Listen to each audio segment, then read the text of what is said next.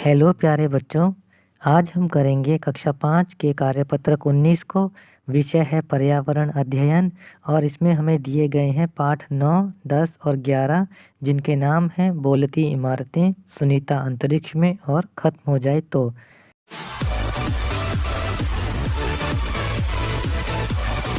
चलिए शुरू करते हैं वर्कशीट को हल करना। प्रश्न नंबर 1। प्यारे बच्चों, हमारे देश में बहुत सारे किले हैं और यह किले ज़्यादातर किसी राजा या नवाब ने बनवाए थे। इन किलों की बहुत ऊंची ऊंची और मोटी दीवारें होती थीं और बहुत बड़े दरवाजे होते थे। किलों की दीवारें बहुत ऊंची और मोटी इसलिए होती थीं ताकि किला सुरक्षित रह सके, बाहर से कोई शत्रु उसमें ना आ पाए। अब इनके प्रश्न देखते हैं। पहला, क्या आपने कभी कोई किला देखा है? उसका नाम बताओ। बच्चों, मैंने दिल्ली में लाल किला देखा है, तो मैं अपने उत्तर में लाल किला का नाम लिखता हूँ। आपने अगर कोई और किला देखा हो तो आप उसका नाम यहाँ लिखेंगे। मेरा उत्तर है हाँ, मैंने दिल्ली में लाल किला देखा है।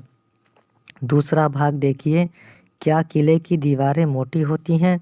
यह मोटी क्यों होती हैं? सोचो और लिखो। उत्तर है हाँ, किले की दीवारें मोटी होती हैं। किले को सुरक्षित रखने के लिए दीवारें मोटी होती हैं। तीसरा देखिए, किले के बड़े बड़े दरवाज़ों के नीचे छोटे दरवाजे क्यों बने होते हैं? सोचो और लिखो। उत्तर है किले के बड़े बड़े दरवाज़ों के नीचे छोटे दरवाजे लोगों के आने जाने के लिए बने होते हैं। प्रश्न नंबर 2 देखिए, गोलकुंडा किले का दिया गया नक्शा देखकर निम्न प्रश्नों के उत्तर दो। आप इस नक्शे को देखेंगे और प्रश्नों के उत्तर देंगे। पहला, इस किले में कितने दरवाजे हैं, उनके नाम भी लिखो। नक्शे को जब हमने देखा तो हमें पता चला कि इस किले में 9 दरवाजे हैं। उनके नाम हैं मकई दरवाज़ा, पटनचेरू दरवाज़ा, बंजारा दरवाज़ा, जमाली दरवाज़ा, दरवाज़ा नया किला, मोती दरवाज़ा, फतेह दरवाज़ा, बमनी दरवाज़ा और बोडली दरवाज़ा। दूसरा प्रश्न देखिए इसका, चित्र के अंदर बहुत सारे महल हैं, इन महलों के नाम लिखो। चित्र में जो महल हैं उनके नाम लिखते हैं हम। बाला हिसार, शाही महल, महल तारामती, मोती महल और नया किला। तीसरा भाग देखिए, यदि आपको रेशम बाग से मोती महल जाना है तो आपको कौन सी रोड पर जाना होगा, उसका नाम लिखो। चित्र में देख करके हमें पता चला कि रेशम बाग से मोती महल जाने के लिए हमें पटनचेरू दरवाज़ा रोड पर जाना होगा। प्रश्न नंबर 3, अभी आपने गोलकुंडा के किले की सैर की है। अब आपको ले चलते हैं पृथ्वी और अंतरिक्ष की सैर पर। प्राचीन समय से पृथ्वी के आकार के बारे में अलग अलग वैज्ञानिकों के अलग अलग विचार हैं। अपने परिवार के सदस्यों से चर्चा करो और निम्नलिखित प्रश्नों के उत्तर दो। पहला, पृथ्वी किस आकार की है? आप सभी जानते होंगे कि पृथ्वी गोल आकार की है। दूसरा, धरती पर हम अंतरिक्ष यान में वैज्ञानिकों की तरह उड़ते क्यों नहीं हैं? बच्चों, आपने टीवी में देखा होगा कि अंतरिक्ष यान में जब वैज्ञानिक अंतरिक्ष में जाते हैं तो वे उसमें उड़ते हुए से प्रतीत होते हैं, लेकिन धरती पर हम उनकी तरह उड़ क्यों नहीं सकते? इसका उत्तर है धरती की गुरुत्वाकर्षण शक्ति के कारण हम धरती पर अंतरिक्ष यान में वैज्ञानिकों की तरह उड़ते नहीं हैं। धरती के अंदर एक शक्ति है जिसको हम कहते हैं गुरुत्वाकर्षण शक्ति। यह वह शक्ति है जो अपने आसपास की सारी चीज़ों को धरती की तरफ खींचती है। इसी शक्ति के कारण हम उड़ नहीं सकते हैं। परंतु अगर हम वहाँ जाते हैं अंतरिक्ष में ऐसी कोई शक्ति नहीं होती है, तो इसलिए हम वहाँ उड़ सकते हैं। अब देखिए, पृथ्वी का एक चित्र बनाओ और उसमें आप कहाँ पर हो यह भी दिखाने की कोशिश करो।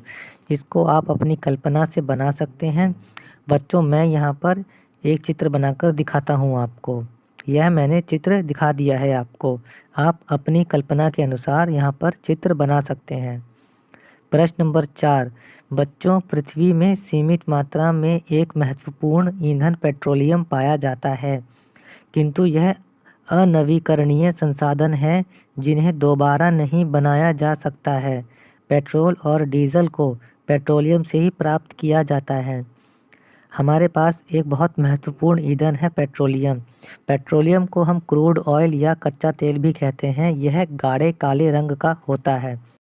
इस गाढ़े कच्चे तेल से ही हमें पेट्रोल और डीजल प्राप्त होता है।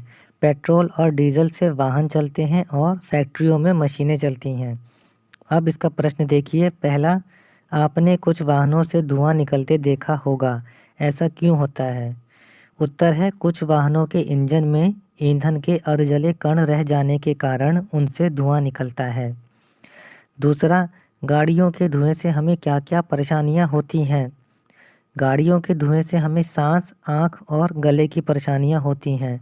बच्चों, आपने भी ऐसा अनुभव किया होगा कि अगर आप बाहर जाते हैं और गाड़ियों से धुआं निकल रहा होता है तो आपको भी सांस लेने में परेशानी होती है, आँखों में जलन होती है और गले में खराश सी मालूम पड़ती है।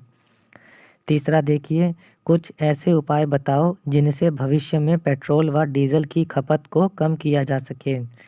तो इसका पहला उपाय है, हमें इनका सही से इस्तेमाल करना चाहिए।